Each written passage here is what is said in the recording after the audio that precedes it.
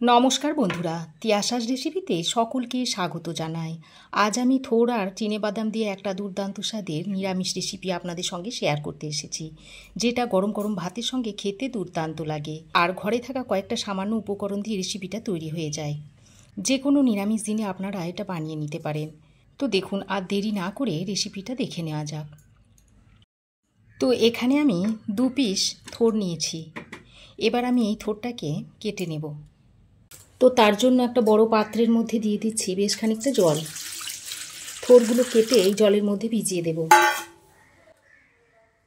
তো এবার এক একটা থোর নিয়ে এইভাবে উপরের খোসাটাকে এভাবে ছাড়িয়ে দিতে হবে। প্রথমে খোসাটাকে এইভাবে ছাড়িয়ে নিয়েছি, তারপর এইভাবে চাকা চাকা করে কেটে নিচ্ছি। আর যে সুতোটা আছে এইভাবে আঙুলে জড়িয়ে নিতে হবে। আর যত পাতলা করে কাটবেন তত বেশি পরিমাণে সুতোটাকে আপনারা বার করতে পারবেন। তো দেখুন, প্রথমে এইভাবে এরকম চাকা চাকা করে কেটে নিয়ে তারপর এরকম সরু সরু করে আলু ভাজার মতো করে কুচিয়ে নিচ্ছি।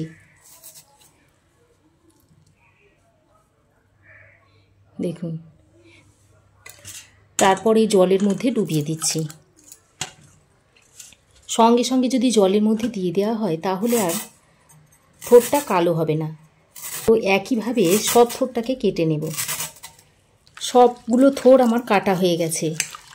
তো দেখুন, থোরটাকে আমি আরও 2-3 বার জল পাল্টে পাল্টে ভালো করে ধুয়ে নিয়েছি। তারপর জলটা খুব ভালো করে ছেঁকে থোরটাকে নিয়ে নিয়েছি। এবার এই কেটে নেওয়া থোরের মধ্যে অল্প পরিমাণে নুন দিয়ে দিচ্ছি। তারপর নুনটা দিয়ে থোরের সঙ্গে খুব ভালোভাবে হাতে করে এরকম চেপে চেপে মেখে নিচ্ছি। এর ফলে থোরটা নরম হবে আর খুব তাড়াতাড়ি রান্নাও হয়ে যাবে। তো এইভাবে নুন দিয়ে থোরটাকে মেখে রেখে দেব 10 মিনিট মতো। তো দেখুন, নুন দিয়ে থোরটাকে খুব ভালো করে মেখে নিয়েছি। এবার এইভাবে 10 মিনিট রেস্টে রেখে দিচ্ছি। আমি 2টো মাঝারি সাইজের আলু নিয়েছি। এবার এই আলু দুটোকে একটু বড় বড় করে কেটে নেব। প্রথমে মাঝ বরাবর আলুটাকে কেটে 2 টুকরো করে নিচ্ছি।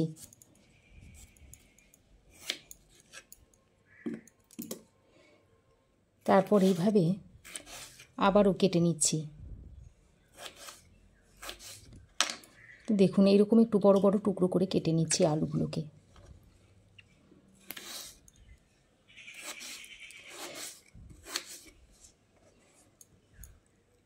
একইভাবে আরও একটা আলু কেটে নিচ্ছি। এবার এই আলুটাকে কেটে একটা পাত্রে তুলে নিচ্ছি। তারপর আলুটাকে আরও একবার ভালো করে ধুয়ে নিয়েছি। জিরে আদা বেটে নিচ্ছি। তবে আপনারা চাইলে এটা মিক্সিতেও বেটে নিতে পারেন। যেহেতু পরিমাণটা খুবই অল্প তাই আমি শিলেতেই বেটে নিচ্ছি। তবে শিলে যদি বেটে নেওয়া হয় তার স্বাদ কিন্তু অন্যরকম। তো অল্প করে জল দিয়ে আমি জিরে আর আদাটাকে বেটে নিচ্ছি।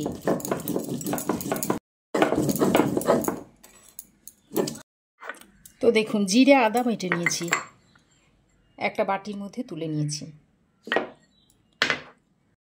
তো জিরেটা বাটা হয়ে গেলে এখানে আমি 1 মুঠো বাদাম আগে থেকে ভিজিয়ে রেখে দিয়েছিলাম, সেই বাদামগুলো আমি একবার বেটে নিচ্ছি।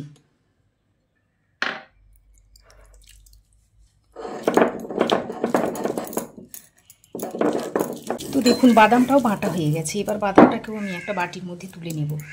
এবার আমি এই বাদামটাকেও একটা বাটির মধ্যে তুলে নিচ্ছি। ঠিক এরকম করে বাদামটাকে বেটে নিয়েছি। আর রান্নাটা করার জন্য গ্যাস অন করে কড়াই গরম করে দিয়ে দিচ্ছি 2 চামচ মতো সর্ষের তেল।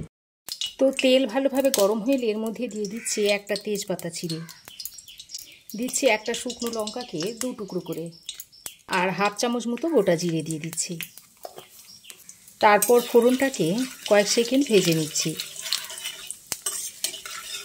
ফোড়ন কয়েক সেকেন্ড ভেজে নিয়ে এবার আমি কেটে রাখা আলুগুলো দিয়ে দিচ্ছি। এবার আলুগুলো দিয়ে বেশ লালচে করে ভেজে নিতে হবে।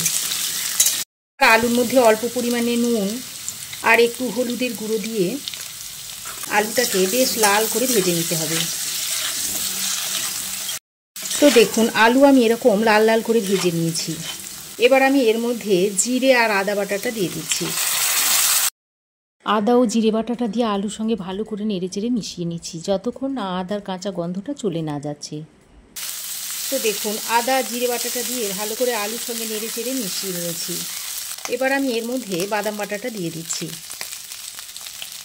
বাটিতে অল্প পরিমাণে জল নিয়ে ধুয়ে এর মধ্যে দিয়ে দিচ্ছি। এবার বাদাম বাটাটা দিয়ে আলুর সঙ্গে ভালো করে নেড়েচেড়ে মিশিয়ে নিতে হবে। খুবই সাধারণ একটা রান্না, তবে খেতে কিন্তু অসাধারণ হয়। তো এইভাবে যদি রান্না করে খেয়ে না থাকেন একবার বানিয়ে খেয়ে দেখবেন, দেখবেন আপনাদেরও খুব ভালো লাগবে। তো বাদাম বাটাটা দিয়ে আলুর সঙ্গে ভালো করে নেড়েচেড়ে মিশিয়ে নিয়েছি। এবার আমি যে থোড়টা নুন দিয়ে মেখে রেখেছিলাম সেটা জল সমেত এর মধ্যে দিয়ে দিচ্ছি। সঙ্গে দিয়ে দিচ্ছি স্বাদ মতো নুন, আর দিয়ে দিচ্ছি একটু হলুদের গুঁড়ো। এবার নুন আর হলুদের গুঁড়োটা দিয়ে সব কিছুকে আরও একবার ভালো করে নেড়ে চেড়ে মিশিয়ে নিচ্ছি। তারপর বেশ কিছুক্ষণ সময় ধরে থোড়টা আলুর সঙ্গে ভালো করে কষিয়ে নেব।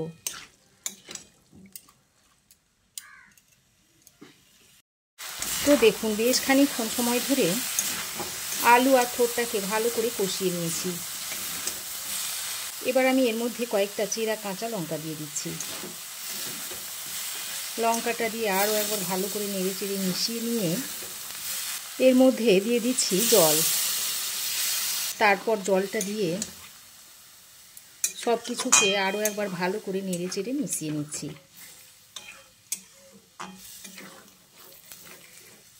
তারপর এটাকে ঢাকনা লাগিয়ে 6-7 মিনিট মতো রান্না করে নেব। ততক্ষণে আমি এদিকে গ্যাসের একটা অন্য বার্নারে একটা তড়কা প্যান বসিয়ে দিয়েছি।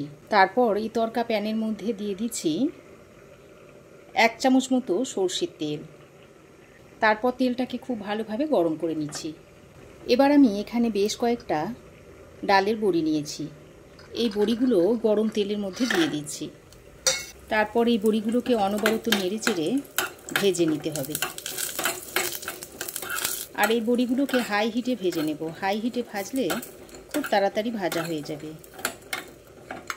তো দেখুন বড়ি আমি খুব ভালো করে ভেজে নিয়েছি। এবার এটাকে এখন এক সাইডে রেখে দিচ্ছি।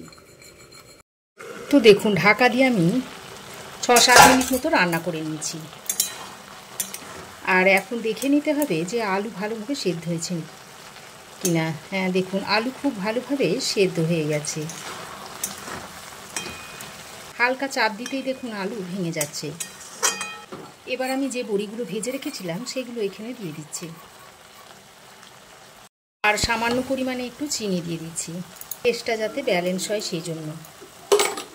তো বড়ি আর চিনিটা দিয়ে আবারও ভালো করে একসঙ্গে নেড়ে চেড়ে মিশিয়ে নিচ্ছি। বড়িগুলোকে এইভাবে একটু হালকা করে ভেঙেও দিতে পারেন। এবার সবশেষে আমি ডাঁটা সমেত কিছুটা ধনেপাতা বেটে নিয়েছি, সেটা এর মধ্যে দিয়ে দিলাম। এখন ধনেপাতা বাটাটা দিয়ে সব কিছুকে একসঙ্গে ভালো করে নেড়ে চেড়ে মিশিয়ে নিচ্ছি। আর এইভাবে নেড়ে চেড়ে মিশিয়ে নিলেই রেসিপিটা সার্ভ করার জন্য একেবারেই রেডি হয়ে যাবে। আর এই ধনেপাতা শেষে দেওয়ার কারণে এর থেকে একটা সুন্দর গন্ধ ছাড়ছে আর খেতে অসম্ভব টেস্টি হয়। তো দেখুন রেসিপিটা এখন তৈরি হয়ে গেছে। দেখুন কি দুর্দান্ত দেখতে হয়েছে। তো দেখুন এই দুর্দান্ত স্বাদের নিরামিষ থোড়ের রেসিপিটা আমি এখন একটা বাটির মধ্যে সার্ভ করে দিচ্ছি। তো দেখুন বন্ধুরা নিরামিষ থোড়ের রেসিপিটা আমি একটা বাটির মধ্যে সার্ভ করে দিয়েছি। তো দেখতে দেখুন কতটা সুন্দর হয়েছে। তো এইভাবে আপনারাও একবার বানিয়ে খেয়ে দেখবেন, আর কেমন হয়েছে অবশ্যই একটা কমেন্ট করে জানাবেন। ভালো লাগলে একটা লাইক ও শেয়ার করবেন। পাশে থাকা বেল আইকনটাও অবশ্যই প্রেস করে দেবেন। আর আমার চ্যানেলে যদি নতুন হয়ে থাকেন তো প্লিজ চ্যানেলটাকে সাবস্ক্রাইব করার অনুরোধ রইল। আজ এ পর্যন্তই। আবার দেখা হবে নতুন কোনো রেসিপি নিয়ে নেক্সট এপিসোডে। সে পর্যন্ত ভালো থাকবেন, সুস্থ থাকবেন। ধন্যবাদ।